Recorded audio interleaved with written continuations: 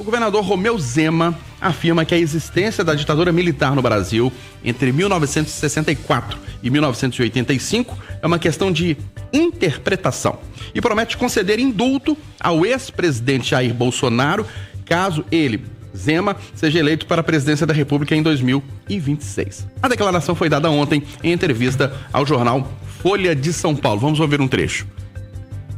Não foi concedido indulto a assassinos, a sequestradores aqui, durante o que eles chamam de ditadura? Agora você não vai conceder. O que eles chamam de ditadura porque o senhor não tem essa convicção de que foi uma ditadura? Não sei, eu não sou historiador, nunca aprofundei. O senhor tem dúvida que foi ditadura? Acho que não. Precisar esclarecer esse ponto para não ter um mal entendido. Quando o senhor fala acho que não houve ditadura ou acho que não tenho dúvidas de que houve? Acho que tudo é questão de interpretação, Fábio. Eu acho que aí... Mas qual é a sua interpretação, governador? Houve ou não ditadura? Eu prefiro não responder, porque acho que há interpretações distintas e houve terroristas naquela época, houve também. Então fica aí, acho que os historiadores é que têm de debater isso. Eu posso entender então que o senhor daria o indulto ao Bolsonaro? Sim, daria. Rita Mundim, a sua avaliação sobre a fala do governador Romeu Zema, bom dia para você. Bom dia, Eustáquio, bom dia a todos.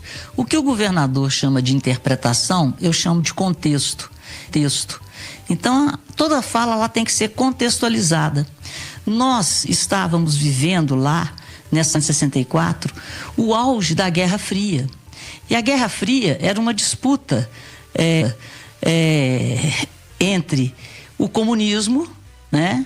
Que na época, o comunismo nunca chegou a existir, porque eles fazem a revolução socialista em nome do proletariado e depois viram ditadores. Então havia essa guerra entre a expansão do socialismo, principalmente no leste europeu, lá a Rússia, e do outro lado, que na época era a União das Repúblicas Socialistas Soviéticas, e do outro lado os Estados Unidos, em plena reconstrução do mundo do pós-guerra. Né? A guerra terminou em 45 e daí em diante houve esse surgimento, essa disputa territorial, inclusive, pelo comunismo e pelo capitalismo, representado pela economia de mercado americana.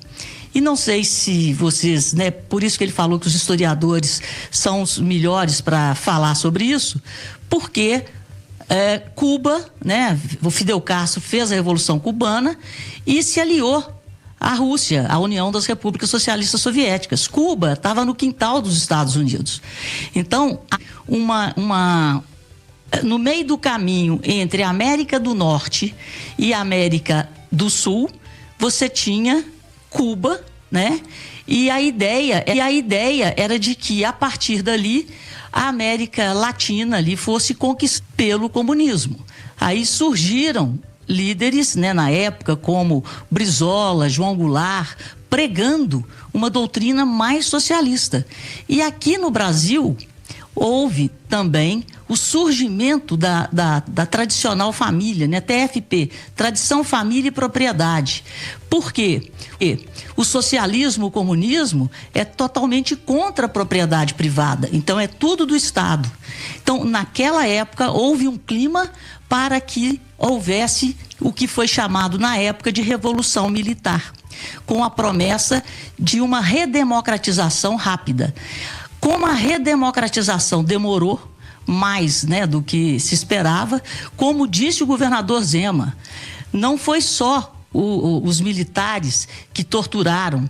Na época, houve sequestros, houve atos terroristas, sim, sequestros de embaixadores, guerra mesmo, guerrilha. Então existiam os ídolos do lado do socialismo, do comunismo, Che Guevara, né? Então a coisa era por aí. Então existe um contexto, e quem pediu a intervenção do exército foi a maioria da população brasileira. E a partir da Revolução de 64, que depois foi chamada de ditadura e de golpe, então tudo é uma questão de contextualização. Mas eu só quero chamar a atenção para a gente fazer uma comparação com o que está acontecendo hoje. Estamos diante, de novo, de uma nova divisão geopolítica do mundo. E temos, de um lado, Rússia, China, Coreia do Norte e Irã. né? E me preocupa, eu disse isso, o nosso presidente esteve no dia da vitória lá junto com o Putin. E do outro lado nós temos a Europa Ocidental, os membros da OTAN preocupadíssimos com a Rússia de novo, e temos também essa questão de Israel, né? Então o mundo também está se dividindo novamente de uma forma que a gente tem que ter muito cuidado e muita diplomacia para o posicionamento. Mas concordo com o governador, não com a palavra interpretação, mas com a palavra contextualização. Tudo tem que ser analisado dentro de um contexto. Aqui na nossa mesa, o governador Romeu Zema citou os historiadores. Aqui na nossa mesa nós temos um historiador, Marcelo da Fonseca, que além de ser formado em jornalismo, cobrir política há tantos anos, é formado em história. Marcelo da Fonseca, qual que é a sua avaliação como jornalista, historiador, cidadão, sobre a fala do governador Zema? Bom dia. Bom dia, Eustáquio, bom dia, amigos do Conversa, bom dia a todos os ouvintes. Bom, como historiador, como jornalista, como cidadão, a sensação que eu tenho é um pouco de vergonha, sabe, da fala do governador Romeu Zema. O governador Romeu Zema, ele teve muito mérito, né, desde que assumiu o governo do estado, foi reeleito, né, em primeiro turno com uma votação muito expressiva, tem um trabalho muito bem avaliado por uma parte da população, mas parece que de um tempo para cá, Eustáquio, o governador perdeu completamente a noção do ridículo. Parece que o governador perdeu a noção da biografia dele. Eu não acredito que o governador realmente não acredita que não houve uma ditadura, que deixou mais de 400 mortos, 490 mortos, que até hoje, mais de 200 pessoas, a gente não sabe o que aconteceu com essas pessoas. Elas sumiram, desapareceram, né? Não dá para comparar isso com atos que aconteceram contra a ditadura no mesmo período. É realmente uma infelicidade muito grande. Eu entendo que o governador está falando para um público específico. Ele quer alcançar o eleitor bolsonarista de direita para se cacifar como candidato em 2026. Só que a eleição, a busca pelo voto, não pode valer tudo. Não pode o vale tudo pelo voto acaba jogando uma biografia na lata de lixo. E eu acho que o governador deveria se preocupar um pouco com isso também. Porque ele foi eleito e reeleito em Minas Gerais, tem feito um trabalho bem avaliado. Ele não pode deixar Minas Gerais de lado e pensar só na eleição do ano que vem e começar a negar fatos que aconteceram na história do Brasil para agradar um público pequeno da extrema-direita. Acho que está faltando um pouco de reflexão do governador, ou dos marqueteiros, ou dos conselheiros do governador, porque isso pode acabar prejudicando ele muito no futuro. E eu fico impressionado, porque todas as entrevistas que ele tem dado, né? Ele deu uma entrevista na Gazeta do Povo outro dia, essa no jornal Folha de São Paulo, o governador de Minas vem sendo ridicularizado. A palavra é essa. Sabe, as perguntas para ele o senhor comeu casca de banana com casca? O senhor comeu banana com casca, o senhor fez postagem de Lula Reborn. Parece que o governador está precisando voltar a entender o tamanho que é o cargo de governador do estado de Minas Gerais. Não tem problema criticar o governo federal, nós todos criticamos muito aqui. Não tem problema entrar no jogo político, faz parte do jogo político. Só que não dá para diminuir tanto o cargo de governador de Minas Gerais desse jeito. É uma pena que ele, né, tenha colocado isso ontem. Eu acho que talvez nos próximos dias vai ter alguma explicação melhor, talvez até uma correção. Eu acho que o povo de Minas Gerais merecia. Ô William Travasso, para você, o governador foi infeliz na fala, ele ignorou a ditadura militar, é falta de conhecimento, tem viés político, ele está visando as eleições do ano que vem. Bom dia. Não, primeiro, eu tô um pouco atordoado com tudo que eu ouvi até agora, né? A gente não pode negar uma ditadura. Me perdoem, senhores. Não, isso não. Não dá para colocar em dúvida um regime autoritário que nós vivemos nesse país. Isso é vergonhoso. Isso é uma falta de respeito com as vítimas, com o povo brasileiro, não reconhecer a nossa história. Por mais que eu acredite, né, seja um cara mais conservador, eu não posso negar o que nós vivemos nesse país. Sim, nós tivemos grupos terroristas, mas nós tivemos tortura, com pau de arara, com gente morta, com sequestro. E nós vivemos um regime autoritário nesse país, como vive a Rússia, como vive El Salvador, que inclusive, o meu questionamento para o Zema é assim, governador, qual é o caminho que o senhor está querendo para o nosso país? Porque o senhor aparece, né, nas pesquisas e tudo indica que o senhor tem a vontade de se tornar presidente. Então, que tipo de modelo que o senhor pretende adotar no Brasil caso eleito? Será um regime autoritário? O O senhor pretende quebrar a Constituição brasileira e destruir todos os anos de luta por uma democracia justa? Porque o que nós temos hoje em Salvador, em El Salvador, é muito questionável sobre a forma que estão realizando essas prisões, que são prisões arbitrárias, em massa. Então, eu gostaria de entender a visão do Zema para o futuro. Sabe, Edu? O que me preocupa é você negar a história do povo brasileiro, dar uma passada de pano em todos os crimes no período da ditadura e dizer o seguinte, eu vou dar anistia para ele. Você quer perdoar o Bolsonaro? Ok. Se a caneta lhe permite isso, que o faça. Mas que tipo de modelo que o senhor pretende implantar no Brasil caso eleito? É um modelo parecido com o da ditadura? É isso que nós vamos viver aqui? Essa é a sua plataforma de governo? Então seja claro. Agora, não me venha com essa de que eu prefiro não analisar os historiadores que tragam para mim essa definição. Não. O senhor tem um CPF, o senhor é governador do estado de Minas Gerais, então, por favor, assuma essa postura e diga o que realmente o senhor pretende fazer com o Brasil.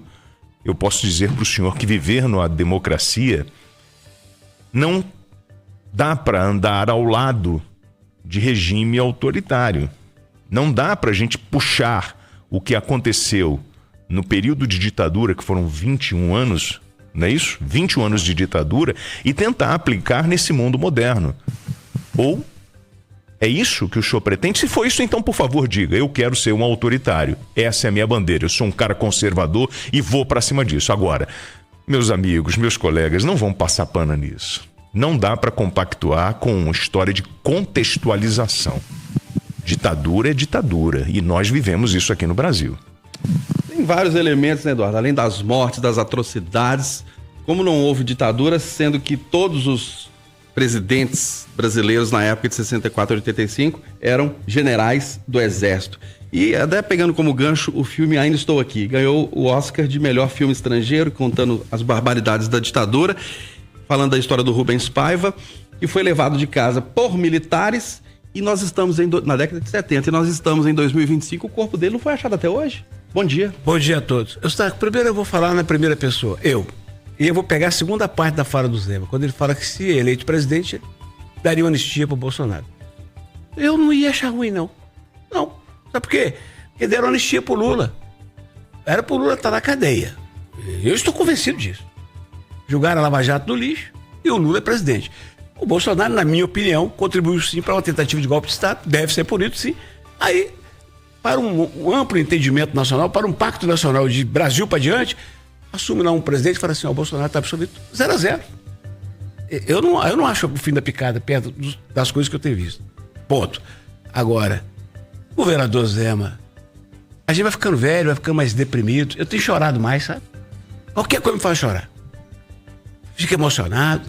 Governador, eu fiquei deprimido, passei mal à noite. Porque tem uma palavra que é consideração, e eu considero o senhor. Eu tenho dito sempre que eu fui o primeiro cara que abriu o microfone pro Zema quando ele tinha 0% de chance, chegou aqui. Eu gosto dele, eu não tenho político pra chamar ele mesmo, eu gosto dele de verdade. Boa gente. Só que o Zema, com essa declaração, me obriga a falar aqui sem ter pedido permissão pra isso, hein? Eu não consultei os meus patrões. Eu agora passo a falar em nome da história da Itatiaia. Tem 40 anos que eu tô aqui. Não. Na Itatiaia não se pode amaciar essa história. Na Itatiaia, eu pelo menos, estou proibido de dizer que o contexto, que depende da interpretação, que o geopolítico... Não. De acordo com uma promotora que tem 30 anos de experiência no Ministério Público e que trabalha com essa questão há mais de 20, se forem considerar estragos feitos na vida das pessoas, o número de mortos não é 464, passa de 10 mil. Gente jovem, cheia de sonhos, que morreu só porque pensava diferente. Nós tivemos sim um período horroroso que deve ser esquecido. Não podemos minimizar.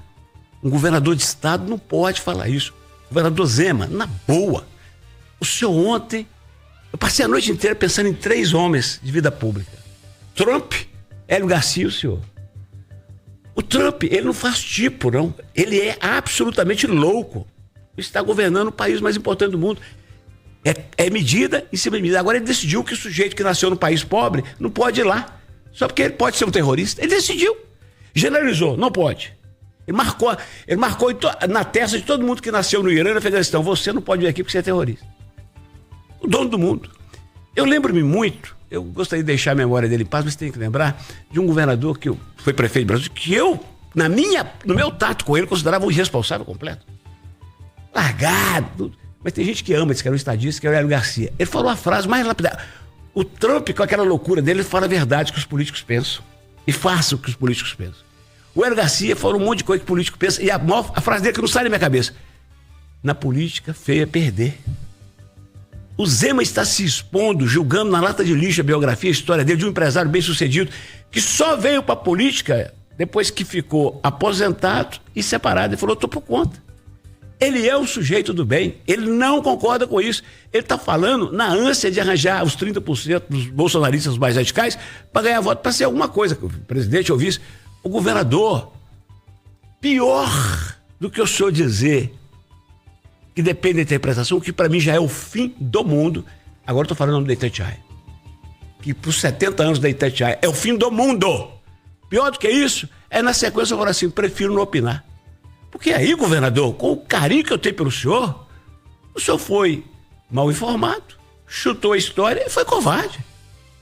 E por falar na Itatiaia, vamos falar no geral da imprensa, como que é a questão de interpretação, na época da ditadura militar, ter nas redações um militar fiscalizando o que a gente estava escrevendo. Eu passei por isso. E mais. Às vezes o veículo de imprensa queria colocar uma notícia e era proibida pelo militar e colocava receita de bolo na capa do jornal. Esse papo, o nosso conversa de redação não existiria na ditadura militar. Quem disse que nós ia poder estar aqui conversando isso? Nunca. Quem disse que a gente podia... Todo mundo acusa a Itatiaia de ter trabalhado por Lula. Não, é porque a gente criticava o Bolsonaro. Agora a gente critica o Lula aqui todo dia. Quem disse que a gente ia poder? Nunca. Oi, Rita. Eustáquio, 1 minuto, porque a palavra que eu usei e eu repito, contextualização, o que houve naquele momento, no auge da Guerra Fria, foi um apoio à tal da revolução militar, ao golpe militar. Eu nunca neguei e nunca negarei a ditadura no Brasil, pelo contrário, como estudante, fui para a rua, lutei. O que houve, que eu acho que aconteceu na história do Brasil, que o Castelo Branco queria a redemocratização rapidamente e ele morreu num acidente estranho, um acidente aéreo.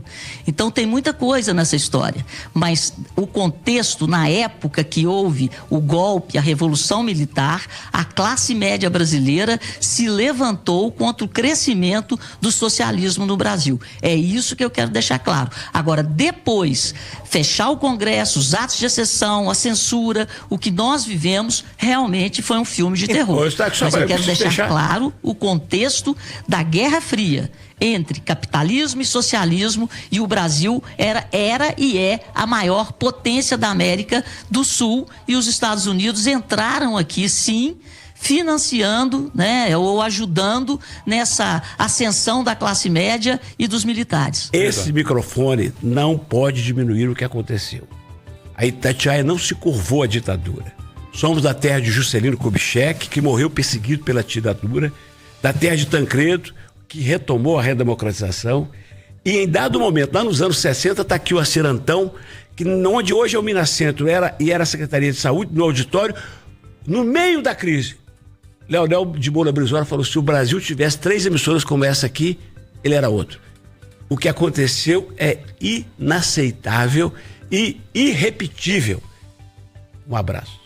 Eduardo Costa, Marcelo da Fonseca, William Travassos e Rita Mundim participaram da conversa de redação.